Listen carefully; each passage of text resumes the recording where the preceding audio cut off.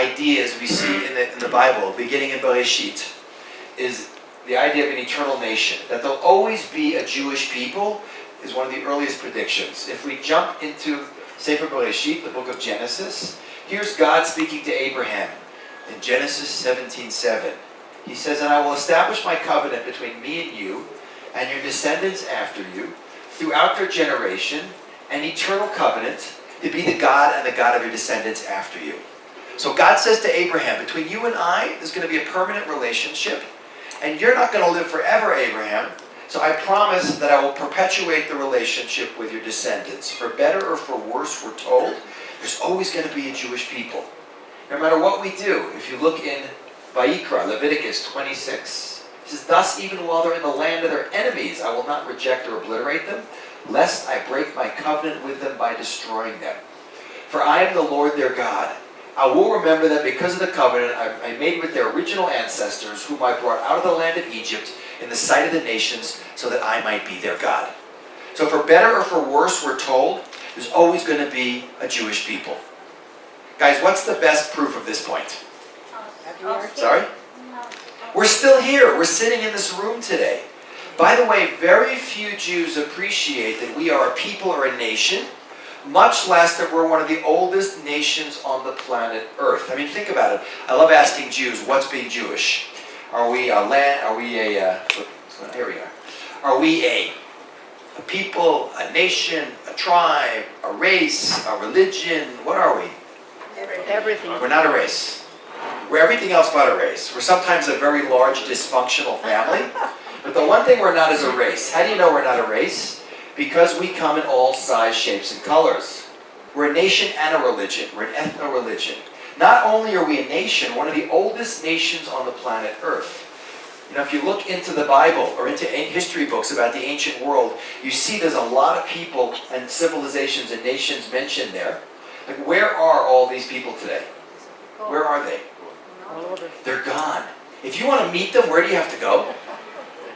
A museum. Because number 2 of the 7 wonders is exile and dispersion. Now, before we even look at the reality of what really happened in Jewish history, just think hypothetically, theoretically. Take a nation, throw them out of their land, and scatter them around the world. What's going to happen to them? They're going to assimilate. So we see that this idea number 2 completely contradicts idea number 1. But remember, I said everything in Jewish history is unusual or unique. Exile is not unique. In the modern world, no one does this anymore. But it's pretty unusual. And even in the ancient world, there were empires like the Assyrian Empire and the Babylonian Empire who did exile peoples. Of the very few people who were first exiled, none of them came back to be exiled again. All the nations we saw on that list that are no longer here, were they exiled? No, they lived in their own land. Other people came and conquered them. They were absorbed into the conquerors, and they ceased to exist. How much more so if you're living exiled and dispersed in other people's country? So it's extremely unusual, and what happened to the Jewish people is unique. To be exiled, come back, be exiled again, and come back again is unique to the Jewish people. So it's a unique event in history. It totally contradicts idea number 1, yet it's exactly what is predicted. So let's jump into the Torah and see where it's predicted. Leviticus 26:33. "And you I will scatter amongst the nations at the point of my drawn sword, leaving your country desolate and your cities in ruins." Leviticus 24:26. "I appoint heaven and earth as witness for you today that be cut off quickly from the land you are crossing the Jordan to acquire. You shall not remain there long, for you shall be wiped out. God shall then scatter you among the people, and you shall be left few in number among the nations where God will lead you." So what's being predicted, guys? Exile and dispersion. So number 3. You know the 613 commandments, the mitzvot, are scattered throughout the Torah. Some Torah portions have a lot of them. Some of them barely mention any. In Pashat Bereshit, in the first Torah portion in Genesis, there's only one of the 613. Anyone know what it is? I once asked that, and a girl yelled out, "Don't eat from the tree." I said, that was a commandment for Adam, not for us. Okay. Sorry? No. Who's I heard it? Very good. Someone said, here it is. The commandment is, boom, pru urvu, be fruitful and multiply. Now first we have to appreciate this is one of the mitzvot. This is a commandment. This is like keep Shabbat, keep kasher, marry as young as possible and have as many kids as you can. And you should also appreciate that up until about 100 years ago, virtually all Jews in the world were religious Jews, which means they kept kosher, they kept Shabbat, they married young and had as many kids as humanly possible. And by the way, you still see this today. There's a huge contrast in the Jewish world between two groups. How many kids on average does a non-Orthodox Jewish mother in America have? 1.5. Like 1.5. 1.5. By the way, to keep your population static, not growing, not shrinking, how many kids on average in the Western world does every woman need to have? 2.1. But if you look at the part of the Jewish world that has continued on, the Orthodox world, how many kids on average in Israel does the average Haredi ultra-Orthodox family have? 8. My Rosh Yeshiva, Rabbi Noach Weinberg, Zatzal, blessed memory, his wife, Dina Weinberg, she had 12 kids. I still remember sitting in the office one day when his secretary came in and said, Mazel Tov, Rabbi Weinberg, your daughter-in-law just had twin boys, 103 and 104 grandchild. I was like, whoa. Mazel Tov, Rosh Yeshiva. Now you're not a family, you're a tribe, and now you don't travel, like you get to migrate. But guys, if I was creating a religion and I wanted to ensure my people's survival, I would absolutely put this in as a commandment. Because think about it. Having very high birth rates is a great counterbalance to all the other negative things that can happen to you. Like wars, plagues, infant mortality, even exile and dispersion. Think about it, guys, today. Since we are ancient people with extremely high birth rates, what would be a logical prediction? There should be one heck of a lot of Jews in the world. What is in fact predicted is the exact opposite, which is, boom, few in number. Now do you guys see that, how crazy that is? The nation that's going to be the eternal nation is going to be few in number and exiled and dispersed. A few Jews scattered here and there. What is that a recipe for? Assimilation. It makes absolutely no sense. And by the way, few in number is a non-normal demographic pattern. Nations that survive, they tend to grow. They don't stay few in number, or they disappear, but they don't hang out doing nothing for thousands of years. Yet this is exactly what's predicted in the Torah. If we jump back into Sefer Devarim, Deuteronomy 28, it says, you shall remain few in number, whereas you could have become as numerous as the stars of heaven, because you would not obey the voice of the Lord your God. It's a negative prediction, obviously. Look at this one, it's also even interesting. It says, Deuteronomy 4:27, and you shall remain few in number among the nations where God shall lead you. Notice, where does it say we will stay few in number? In diaspora.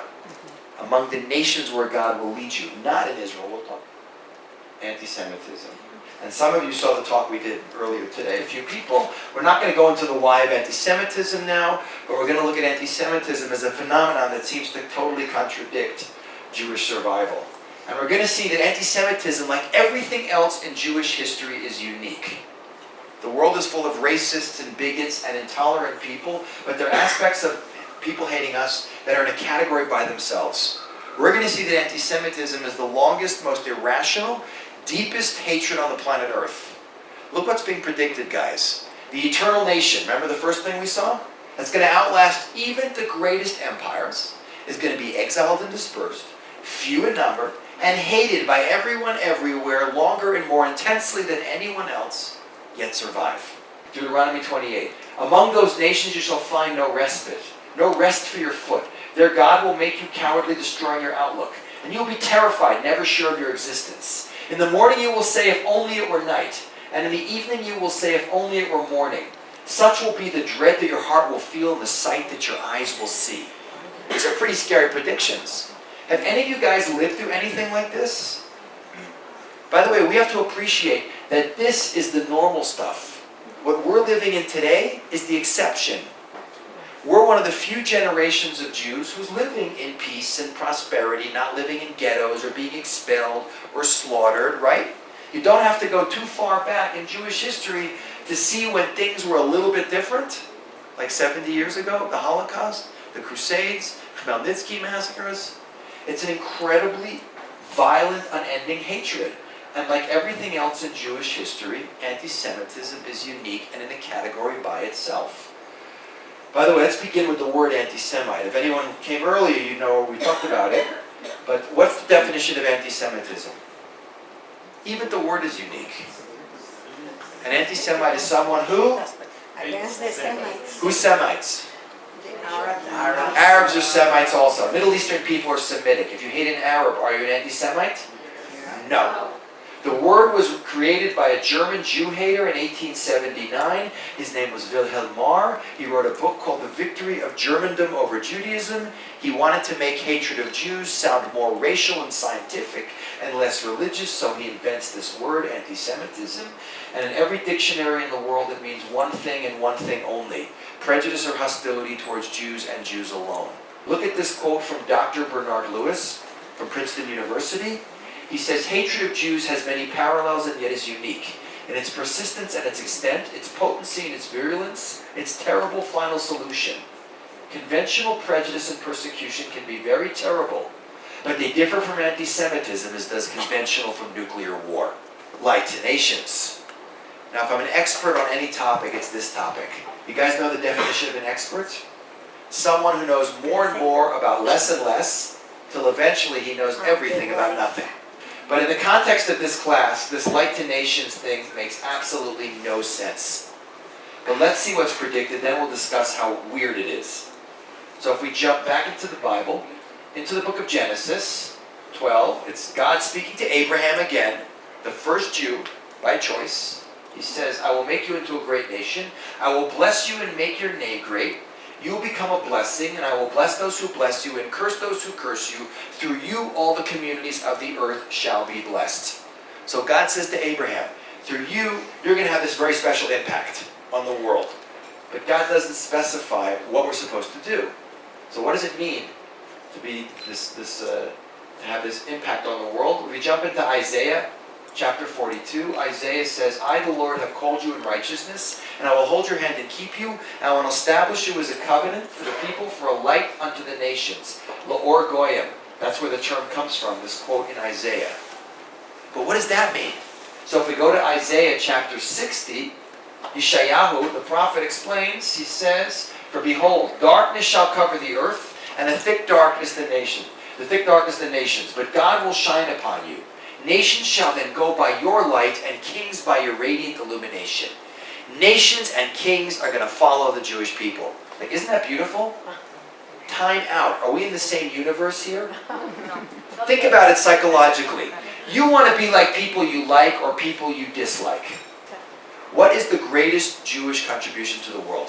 What's the light we've been to nations? The Torah, the Bible. Not the Torah. The Ten Commandments. Not the Ten Commandments. The values. I heard it. Someone said it. One God brought to you by the Jewish people. One God and one absolute standard of morality that comes from that God. Call it ethical monotheism. Call it whatever you like. Guys, that is, and certainly in terms of morality and spirituality, the most transformative, impactful idea in all of human history. Now, we don't have time to go into this in detail, but just to show you one person who appreciates the impact of the Jewish people, here's John Adams, who's the second president of the United States, one of the founding fathers. Look what he says about the Jews. He says, I will insist that the Hebrews have done more to civilize men than any other nation. If I were an atheist and believed in blind eternal fate, I should still believe that fate had ordained the Jews to be the most essential instrument for civilizing the nations. If I were an atheist of another sect, I should believe that chance had ordered the Jews to preserve and propagate to all mankind the doctrine of a supreme, intelligent, wise, almighty sovereign of the universe, which I believe to be the great essential principle of all morality and consequently of all civilization. They are the most glorious nation that ever inhabited this earth. The Romans and their empire were a bubble. They were nothing in comparison to the Jews. They have given religion to 3/4 of the globe and have influenced the affairs of mankind more and more happily than any other nation, ancient or modern. Interdependency. It's actually a longer title. The interdependency of the Jewish people and the land of Israel. To appreciate this point, guys, we have to appreciate a little geography. You guys good at geography? Americans stink at geography. Ambrose Bierce, who wrote during the American Civil War, he has a great quote. He said, "War is God's way of teaching Americans geography." Anyway, to make it easy, we give you a map. Here you have the Mediterranean, Africa, Asia, Europe, and there's Israel. Israel sits on a very strategic piece of real estate. It's called a land bridge. The two most important land bridges in the Western world is this one over here, which is where today? Istanbul, Turkey, and this one over here, which is Israel. This one connects in Turkey, in Istanbul, the Bosporus, connects what? Asia to Europe. This one connects, Israel connects Africa to Asia. Okay, so that's number one. So in terms of our location, we're in a great location, strategically. But another important thing to appreciate is that the land of Israel, agriculturally, economically, in the ancient world, is an extremely valuable piece of real estate. The Bible calls it the Eretz Zavat Chalav v'Davash, a land flowing with milk and honey. And as a matter of fact, we know that going back 2,000 years ago, how many of you guys have been to Israel? Okay, a lot of good, very good. Who owns a house there? Anyone own a house there? Yeah. Guys, get them soon. The French are getting all the good apartments. Mashiach's going to come and you're going to be in a tent on the Egyptian border with all the Americans, and you don't want to live next to them anymore if you don't have to. So anyway, but 2,000 years ago, the land of Israel was incredibly green and lush, much more so than today. It had twice as much rainfall. There were lions and bears running around up until 500 years ago when the Turks hunted them into extinction. And agricultural historians will tell you the land of Israel was the most extensively cultivated piece of real estate in the ancient Near East. That's pretty impressive, which means that, you guys heard of Josephus, the great first century Jewish historian, who gave us the famous Masada suicide story? Look at what Josephus writes about the land of Israel 2,000 years ago. He says, "For the whole area is excellent for crops and pasturing, and rich in trees of every kind, so that by its fertility it invites even those least inclined to work on the land.